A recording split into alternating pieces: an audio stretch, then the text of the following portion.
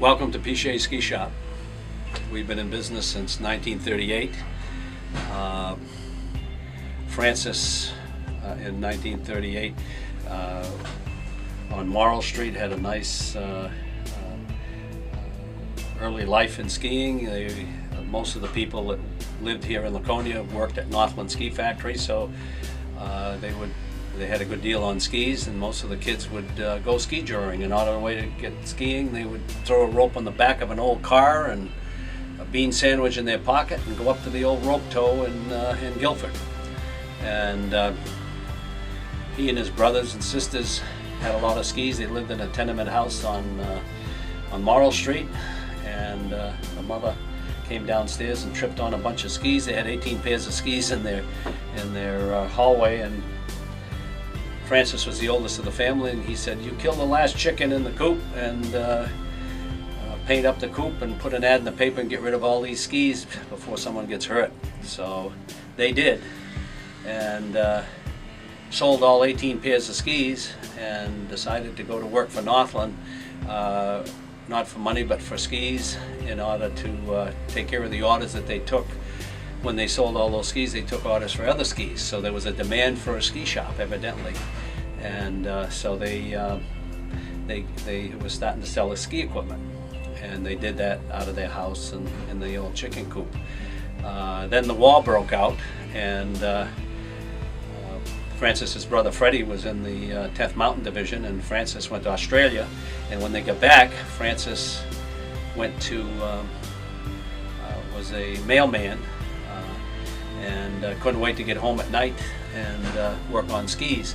That was over on Merrimack Street, and he built a house right up the street here, up on Bedford Avenue, and had the ski shop there for many years, and started having children. He had 6 children, and they were people. He would work on skis downstairs. People would bang on his cellar door, and was keeping the kids up at night. So they decided, he decided to buy the little house down here at the end of Bedford Avenue from Mr. Schubert. It was a one-room house. The bathroom was in the middle, and that was the original shop down here. I came to work for Francis. I bought a pair of skis from Francis from the Baldick farm. I had to work at the farm, and then in between time I worked at Gunstock to ski free, and I was only 13 years of age, bought a pair of skis from Francis, and the skis, the plastic came off the top of the skis, so I brought them into Francis, and he's a seller, and he said, "Well, that's why you got a good deal on them. They evidently didn't put the acetone in the plastic." So he said, "Why don't you go down to Northland? They'll give you all the stuff to do it with, and if you do a good job, I'll hire you." And that was 56 years ago. And I came back and showed him the great job I did on the skis. I was proud of the job, did everything they told me, and he said, "Okay, I'll hire you to fix all these other skis that we have that problem with." And I've had the keys to Pichet Ski Shop ever since. I went down and swept the floor, and then Francis taught me the business end of the ski business, which I enjoyed very much. I still worked at Gunstock to get free skiing for a few years, and then eventually ended up going to school for refrigeration air conditioning engineering, and that was my second job that I was going to get into, because the summers were pretty slow in the ski business. As time progressed, the ski business got real busy, and I got out of school and got a job in Boston. I was mountain bindings for Jordan Marsh while I was going to school, and I was working weekends here. And then Francis, I got out of school and got a great job with Typhoon out of Roxbury as a heat gain specialist, and I was ready to go to work for them, and Francis had a slight heart attack and hiatus hernia and asked me to come up and run the store, and I did that for 4 or 5 years till he got on his feet. And then the foam boots came out, which was a compression system with foam, and that was right up my alley, and I ended up foaming several thousand pairs of boots, and having the background of the refrigeration business, made a lot of money for Francis, and was able to do a great job with the foaming of boots, and we were quite famous. We were They wanted to write us up in Ski Magazine and everything else, but I would have had to give them all the information that I had learned over the 4 or 5 years of foaming boots, and that would have put us out of business, and because everybody else, all the other shops were sending us business.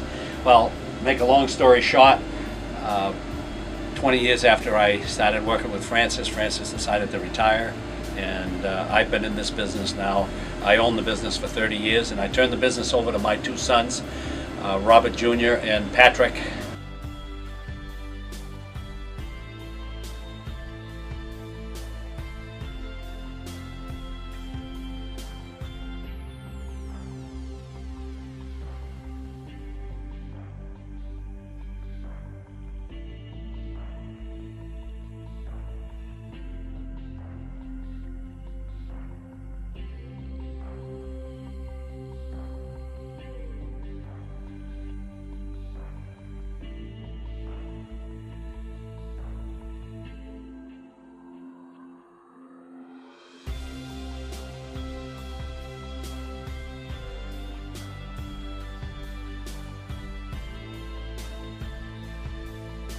This is probably one of the most important parts of our business is safety. We're very safety conscious. We have this machine. Mr. Johnson here is putting all the information from the skier in that computer, and then, as you can see, that binding will release where it should, and if it doesn't, he will adjust that binding and make it work. And if it doesn't, and the binding is not qualified, then we send the binding back to the manufacturer, and they will replace it. Yeah, we recommend that everybody gets their bindings tested each year. The bindings are sitting in an attic or in a cellar or somewhere, and you don't want to become the person that you don't want to become the test, and then the binding will work fine after that. So just like you get your car inspected, you should have your binding and your equipment inspected. Another reason for that is if the binding is defective and it's within a year or within the warranty, you'll get a replacement, and you go 2-3 years with a binding that's defective, and how do you know unless it's tested? And we find several every year that qualify for that, and it's money in the bank. So we're very, like I said, safety conscious. He tested the binding this way, and he tested it for a lot of spiral fractures that developed from the rear, and by pushing that, he's now testing it to the side. He does it right and left. Years ago, we used to take and test them by kicking them out and like this, and you can get an injury doing that, or pull a muscle or something. It's cold out, and the guy comes in with shorts on and pulls a muscle before the beginning of the year because the binding isn't quite right. Here, this machine takes care of all that part of it. Now you'll see, as he releases this forward, that binding will come out, and if it doesn't come within the thing, the computer will tell him to lower the. Then we give the customer a computer sheet. And from my knowledge, anybody that works at a ski area or is in they require this. The insurance companies require this, and we feel it's very important that the customer understands that they have the binding is as safe as it can possibly be done with the factory recommendations. And this should be done once a year to your equipment, and if you have problems during the year and the binding doesn't release and you felt it should, you want to come back in and we test it free of charge. And maybe you put down that you were an expert skier, and maybe you over-exaggerated, then we can readjust it to an intermediate status. But all that information, if I can borrow this, I'll say all this information is right on this card, and it's all signed and everything by the customer so that the customer knows, and the safety check has been made. So that's very important to our business. I was talking with Penny Patu, and a few years back, and she wasn't using a helmet. And one of the reasons she wasn't using a helmet is because back when she was a ski racer, they were using a football helmet, and it was very heavy, and she thought she'd break her neck and everything else. They were required back then, but only for the races. Helmets should be worn by everyone, from from little 2-year-olds to adults.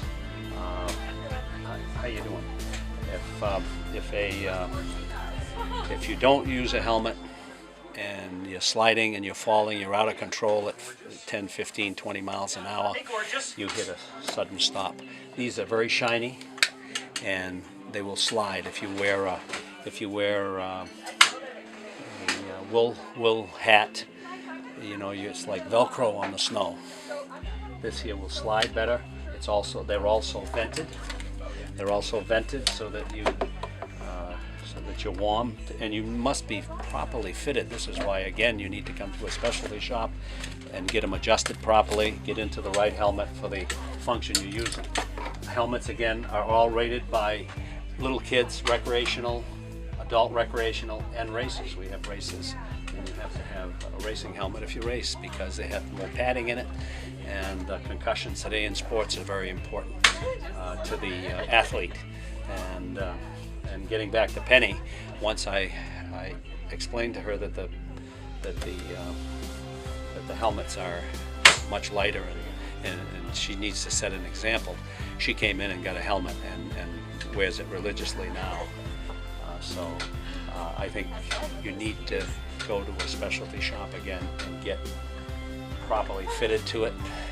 And if you take a bad spill with the helmet, that's why we don't take trade-ins on helmets. If you take a bad spill on it, then we throw the helmet away and get another one. My son, when he was racing, landed on his head, caught a tip, and as a result, you could see the damage inside the helmet because he split the helmet, and that saved him from getting seriously injured. We came back from ski racing and threw it in the garbage can and got him another helmet. And this is what, if you take a bad spill, you should buy another helmet because it compresses inside. And once that compression is in there, the helmet isn't as safe as it was. So you may want to bring that helmet in if you've taken a bad spill and get it examined. And if it isn't safe, then to get a new one. This is a very important part of our business is service, as I reiterated earlier. We repair buckles. We have people that have malfunctions in their boots, in their feet, and this here is a heater, and we put these things inside the boots, and we can expand them from the inside of the boot, which centers keeps the center of the boot and prevents the boot from getting all beat on from overheating it and everything. And like I said, this is so important to the skier. If you have a problem, you're going to busted buckle, which racers beat them against the gates, and they need service. And also on ice skates, we replace blades on ice skates, and we will show you later. We have the same machine that the Boston Bruins use for hollow grinding the skates, and we do not believe in double runner skates, which you may pick up at some of the places, because with double runners you can actually break your ankle. So all you can do is pull your child around. We have skates that start way down to the kids' sizes, and we replace blades for the professionals, and a lot of the people, most of the people that play hockey come here, and a lot of the figure skaters as well, and we replace rivets, like I said, repair skates and ski boots, and make these insoles that are so important to people, because you may have one leg shorter than the other, or you may be pronated or supinated, and the only way you can correct this is by grinding the boot or putting a new sole on it. And like I said, my son Patrick and Robbie are really professionals in that area, and we really pride ourselves in the fact that people come from all over the Northeast to get this service.